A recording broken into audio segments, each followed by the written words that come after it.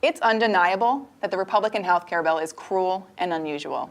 It slashes funding for the elderly, the poor, and those who need care the most while cutting taxes for the wealthy. However, what Planned Parenthood just used as a comparison can be seen as going too far. On Wednesday, USA Today tweeted out their USA Today Suffolk University poll that shows only 12% of Americans support the Senate health care bill. This is when Planned Parenthood decided to try and be funny, but they just came off as cruel and indecent.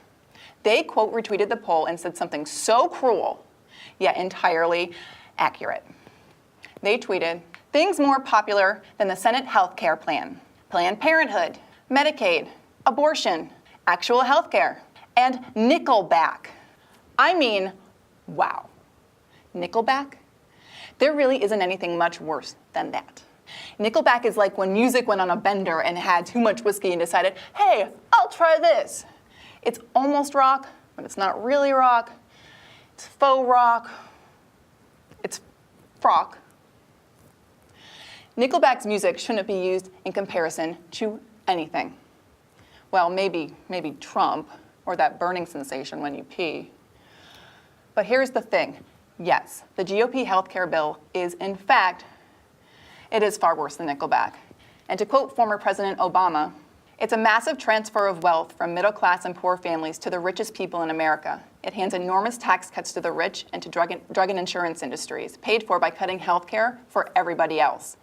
Those with private insurance will experience higher premiums and higher deductibles with lower tax credits to help working families cover costs, even as their plans might no longer cover pregnancy, mental health care, or expensive prescriptions.